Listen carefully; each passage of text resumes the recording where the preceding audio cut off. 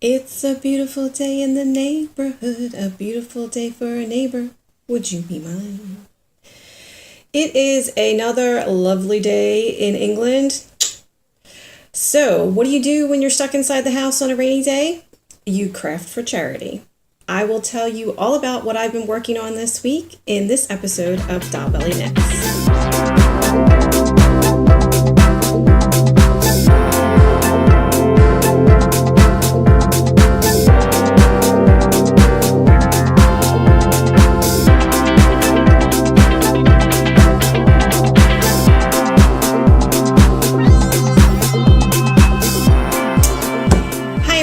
Welcome to this episode of Doll Belly Knits. I am Annabelle, and this is my vlog on knitting and crocheting and being crafty in general, with a highlight on reusing, recycling, and using what you have on hand to make beautiful objects. If you are a return viewer, thank you so much for coming back. And if you're a new viewer, I am really freaking excited to have you here. Other places that you can find me on social media are on Instagram and Ravelry. And I also have a group on Ravelry specifically for this show. I will put all of the links to the people, places, patterns, and things that I mention in this episode in the group on Ravelry. So I just want to get started right away, give you an update on the stuff that I've been working on, show you a finished object or two, and then talk about some of the great magical memories that I made over this past week. So the last few episodes I've been talking about objects, whips that I have deadlines for, specifically baby blankets I've been working on, as well as a pair of knickers for my anniversary. Yes, I am knitting my own underwear. And some socks for hubby because his birthday and Father's Day is coming up as well. So knickers, let's talk about the knickers. First of all, keep them in my ice cream pot. This is a great way to keep some of your knitting, to keep stitches from falling off the needles if you're worried about that, because this is a nice hard case, and it's a great way to reuse something that I know everybody loves to eat, ice cream. So, okay. I'm going to call these a finished object because I have, here we go. Here they are. So there's the front, here's the back, and basically what I need to do is I need to get some string to put in the eyelet holes that were made, or ribbon actually, and you lace them up on the side. And then I'm going to try them on and see if they cover enough of my backside. If they do, all I have to do is bind off these last stitches on the front and the back, and they're good to go. If I need them to be a little bit higher or longer, then I will knit a few more rows according to the pattern, and then I can bind off. But as far as I'm concerned, this is 99% of the way done. And since our anniversary actually falls during the week, we're probably going to postpone celebrations until the weekend. So I got some time to find the right ribbon, see if I can match it up with the ribbon from the stockings that I made last year, and then finish that particular object up. So that's exciting. Baby blankets, I got both of them behind me here on the chair that I'm sitting on. I don't want to move too much. If I move, because I'm working with 100% natural light, it messes up the lighting. So this is baby blanket number 1 for the niece who's having a girl. This is baby blanket number 2 for good friends who have already had their second boy. I wanted to show these blankets again because of the stitch. I was recently asked what my favorite stitch in crochet was, and I referenced this stitch. I do believe it's called brick stitch. I've tried to, didn't even realize I still have my hat on. I tried to look up the history of this stitch. And I think at one point in time I had traced it back to the 1800s. But more recently, I saw it on the web. The web search that I did came up with brick stitch, and it connected it to a book from 1942 called The Complete Guide to Modern Knitting and Crochet. I love old knitting books. I love looking at things. I mean, let's be real. We're not reinventing the wheel here with knitting and crocheting. We're just, modernizing it. And in 1942, this was considered a modern stitch. What I really loved about it, though, because you can apparently still purchase this book on Amazon and get copies of it. There was one person who had written a review for the book, and I just thought it was hysterical, and I wanted to share it. Again, the book is The Complete Guide to Modern Knitting and Crochet by Alice Carroll. I'm so excited about this stuff that I just have to try to slow down my speaking. The review on Amazon says this: "It's 1942. The war is on. So quit being a whiny little bitch and pick up your needles and knit something. If you can get creative with yarn, learn to love seaming and Kitchener, you can make yourself a variety of slinky German spy secretary dresses, natty accessories, and even a pair of swim trunks for that sailor that you've been eyeing." Classic. Again, I love old stuff. I love looking at knitting books, and this was just a really funny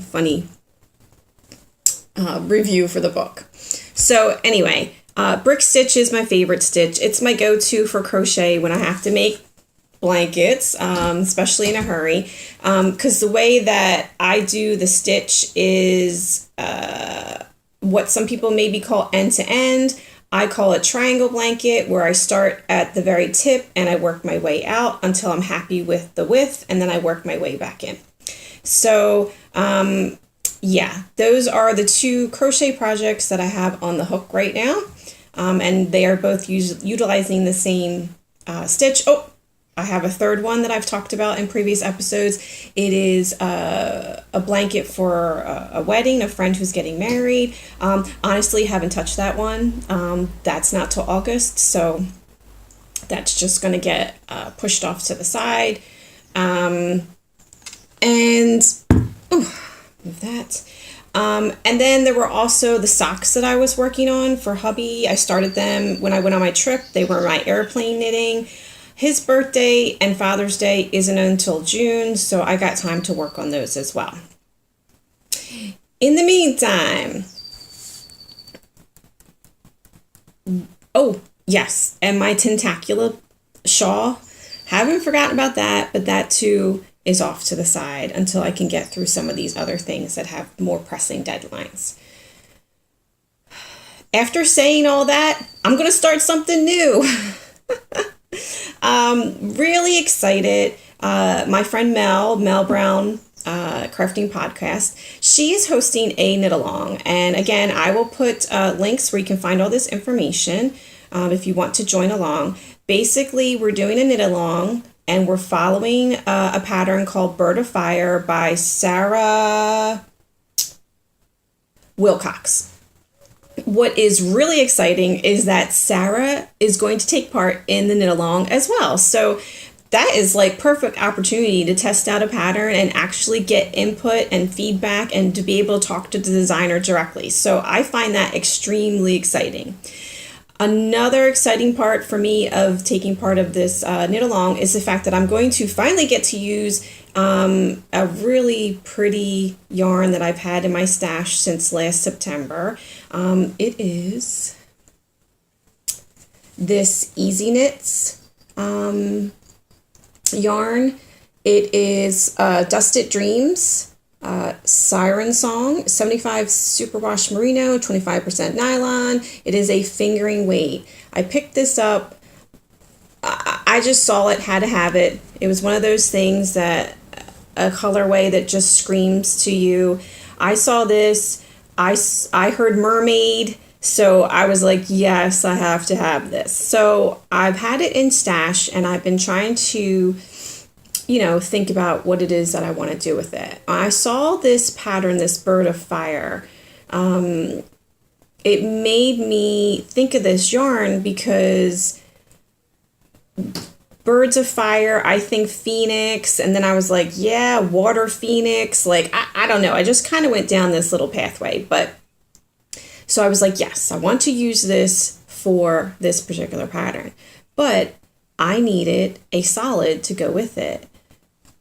What better way to get the exact solid color that you want than to dye it yourself?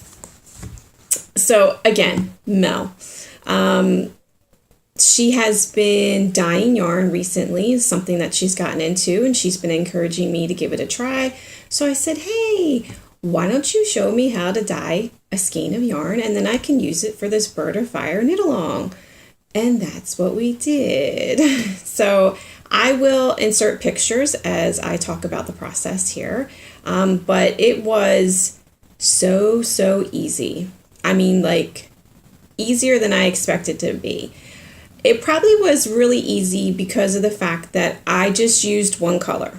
But Mel, if you look at her podcast, if you check her out on Ravelry and Instagram, you'll be able to see some of the work that she's done where she's dip dyed. She's done little individual pots of dye so that you can get the variegated's not the right word. I can't think of the right word right now. It's the yarn where you have the long changes. So anyway, another exciting thing about how she dyes yarn is that she uses food coloring. So it's basically edible. Everything is non-toxic and safe for you to be using your regular saucepans and items that you use for everyday cooking. And that's important to me. We try to avoid chemicals and things that are harmful, not only because we have kids, but we have a dog who will basically eat anything that you put close to her mouth. And I've always been interested in, like making soap and stuff, but the idea of using the lye and having that around the house is what turned me off. So the process for dyeing this skein was, obviously you have to have a skein of wool that is undyed or natural. So we had one of those and fingering weight so that it'll match what I need for the bird of fire pattern. And then let me just get down here. Okay. Other ingredients that you need to have are citric acid. You need to have, obviously, the food coloring. In this case, we're using Wilton's, which is readily available in the States in pretty much every craft store that you can go to. And the citric acid is probably available in the same exact spot in the store in the cake decorating supplies. You need water and a saucepan, and you're going to want to have a cup or something that you can mix the dye in. So we just used a coffee mug. And then you'll need like a little measuring cup or something else that you can dip into the water to check and see how much of the dye is still in the water. So as you can see in the picture, we had a little metal measuring cup. Right, so basically put 2 liters of water into the saucepan and brought it to a boil. Then we added half a teaspoon of the citric acid and waited for that to dissolve. In the meantime, we took about half a teaspoon of the royal blue and put it in the coffee mug, and we stirred that around a little bit with a little bit of water. And then we just added it to the pan and then added the wool, let it drop in, used a little spoon to smush it in and made sure that the water was over top of the wool, and you let it simmer. You basically let the wool simmer. Again, this is another one of those things that you're like, what? This is crazy. Like, this goes in the face of everything that you've been told about wool.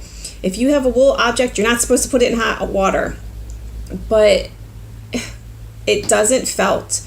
Yeah, it didn't felt at all whatsoever. And we left it simmering in the water for, I don't know, 10, 20 minutes until all the dye had been sucked up out of the water. And then we just let it cool. And of course, the whole time we were knitting and chatting and crocheting and doing our little craftiness. So that's a way of double dutying your craft right there. We let it cool. We did drain some of the water, add some cool water, just to, help the wool cool down a little bit more and make it handle. That's not even a word. To make it able to be touched.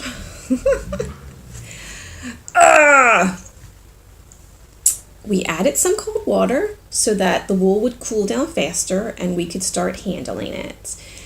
We gave it a wash, put a little bit of wool wash in there, some more cold water, rinsed it out, make sure that the dye was really set. And then that was it. Wrung it out very gently, hung it up to dry, and then here it is.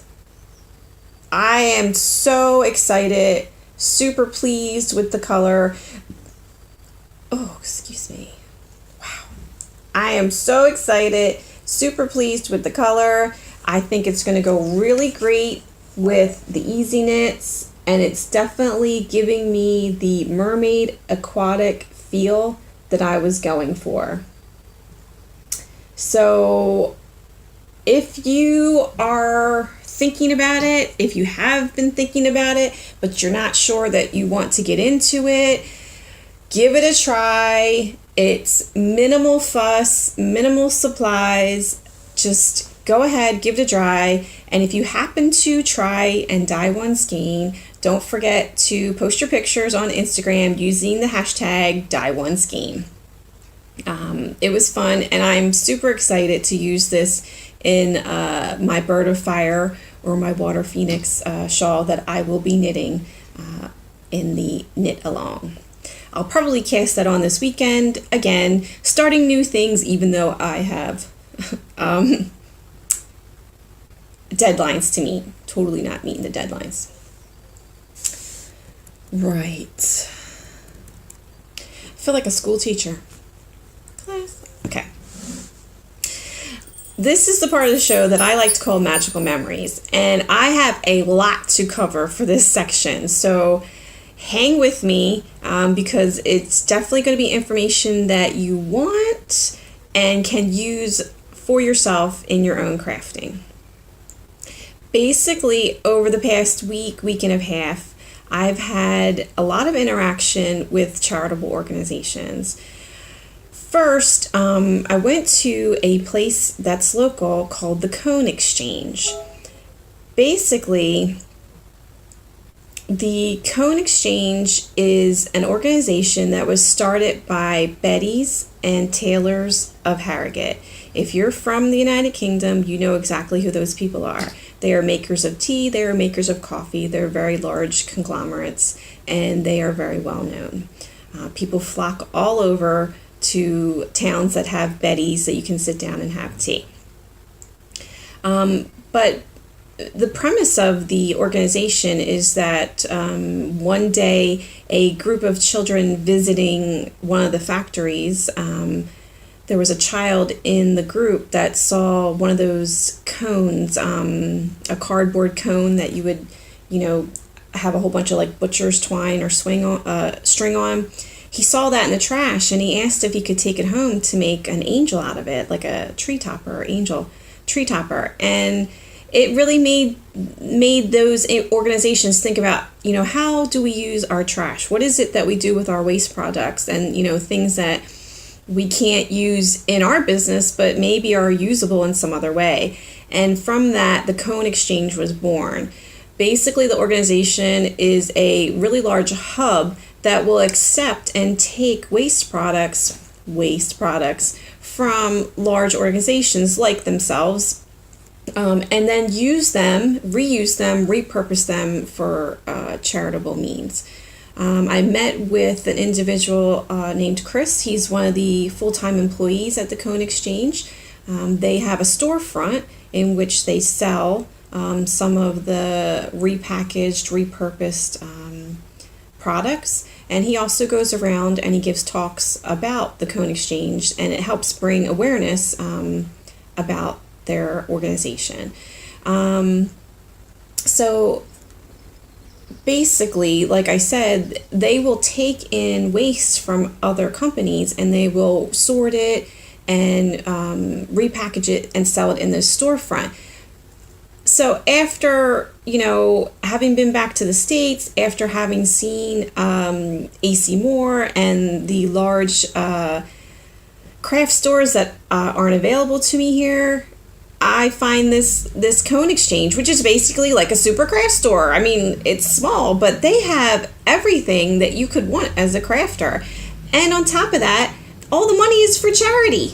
I mean, this was like win-win. It was unbelievable. They had crochet hooks, they had knitting needles, they had fabric, they had buttons, like everything. Magazines, books. As a matter of fact, I'll insert a picture of the haul that I got there. And one of the things that I picked up was a book. Knitting from the North, I think it's called. And I actually have been looking at purchasing that book in store, like for full price. I got it there for £3.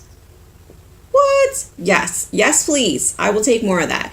So that was really exciting. And you know what? I didn't know about it. Been living here for like a while. Didn't know about it. So that was super exciting. And again, it's using what you have on hand, reusing, recycling, repurposing. Yay. Additionally, one of the things that the Cone Exchange does is that they provide opportunities for physically and mentally disabled peoples or other vulnerable populations. They give them the opportunity to basically work and be part of the projects that they have going on. I know that they work with a local elderly residents, long-term care facility is what we would call it in the States. And they have them, knitting hats for preemies with some of the wool that they've gathered and are repurposing. They also work with another charitable organization that is local to me called Henshaw's. Henshaw's is an organization in the area. It's a craft center, but they specifically provide classes for individuals who have partial sight or are completely blind, as well as those who have physical and mental disabilities. I love Henshaw's. I think that their mission is outstanding. Everyone can be and should have the opportunity to be creative. So I really support what Henshaw's does, and I love the mission and the things that they do. Over the weekend, Henshaw's had a craft fair, which they have regular craft fairs throughout the year. They are organized by the lovely volunteers. That's what they call themselves. And I was invited by one of the volunteers named Jane Carl. Sorry if I'm butchering your name, Jane. It's Carl with an E on the end. But I know her as Fanny because Jane is an outstanding artist in her own right. She has developed a line of jewelry as well as other art under the name of Fanny Loves Fufu. And she has basically run and operated and sold her items out of high-end shops. High-end street shops is what they call it in the UK. In the US, that would be like the equivalent of her having a shop on Rodeo Drive. She's also done artwork and had things commissioned jewelry-wise for Hollyoaks, which is a soap opera. Again, if you're in the US, that would be like Days of Our Lives, General Hospital. Okay, so I am obviously starstruck by Jane, and I love her work, and I own her work, and I will be buying more of her work. But Jane has come home to roost, and she's a local from the area, and she is now in the midst of what she probably would call herself her most enjoyable and most important work that she's done in her life. She's a volunteer for Henshaw's, and she helps run and organize these craft fairs that take place on a regular basis.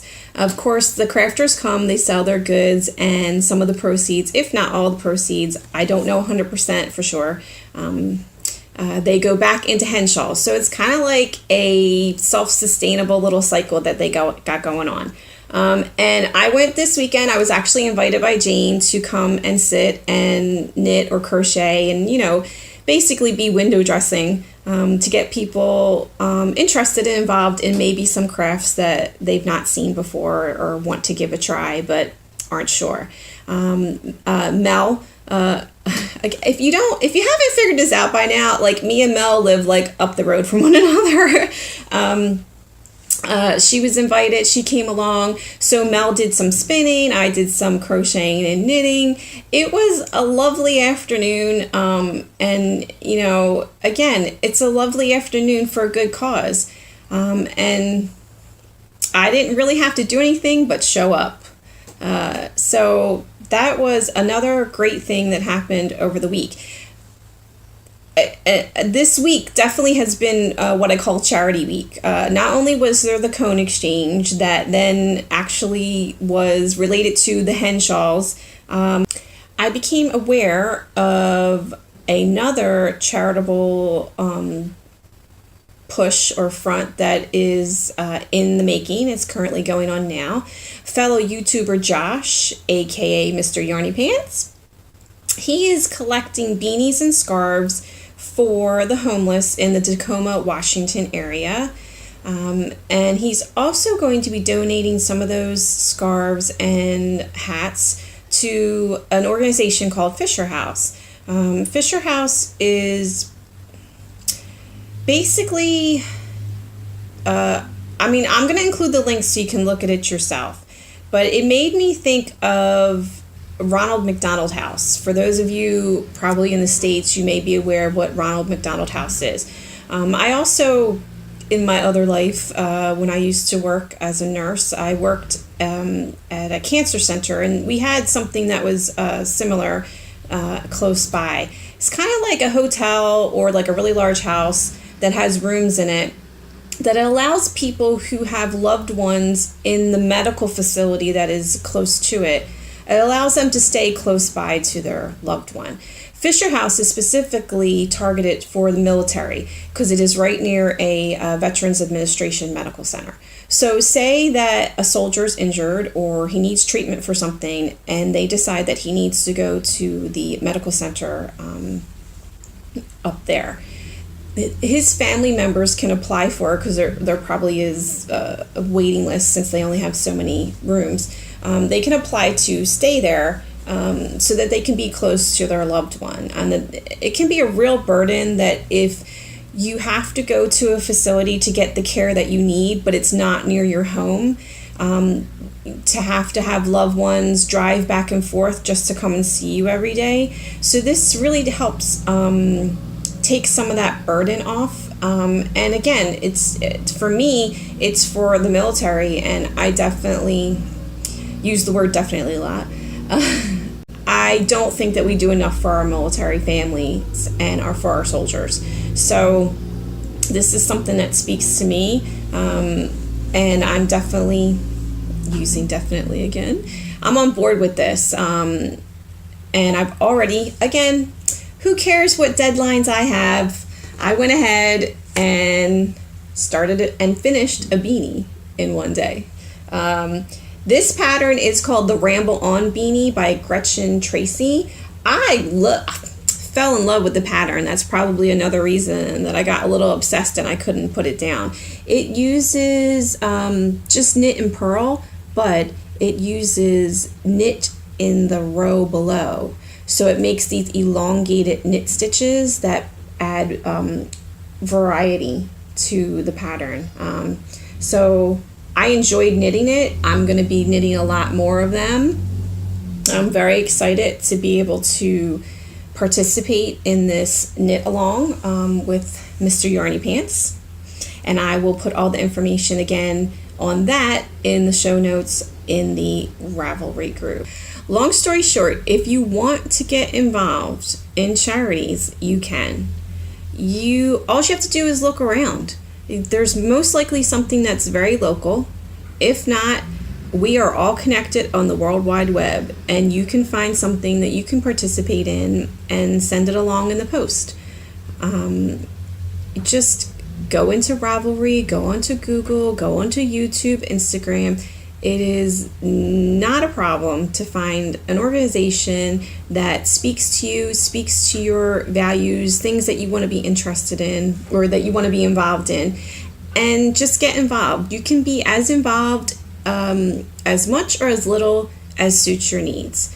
Maybe it's just knitting a beanie and putting it in the mail. Maybe it's just showing up for a craft festival and sitting there and showing other people what it is that you do. Perhaps it's just simply purchasing an object from an organization that all their money feeds back into other charitable causes. So I really, really encourage you to get out there, find something, and to give. I hate to sound preachy, but you get what you give. And there is no reason in the whole wide world why you can't be involved in some way, some shape or form in a charitable cause or a charitable organization. So get out there and spread the love. That's it for me for this episode of Dial Belly Knits. I hope to see you again next time. And in the meantime, enjoy your knitting and your crafting. Get out there, get involved, and make some magical memories of your own. See you next time. If you're going to, that's not nice. That is not nice. And I don't like being so close to the screen. I don't want to move this because I already have it where I want it to be. Yeah. Okay. Doing the best I can here, people. Doing the best I can.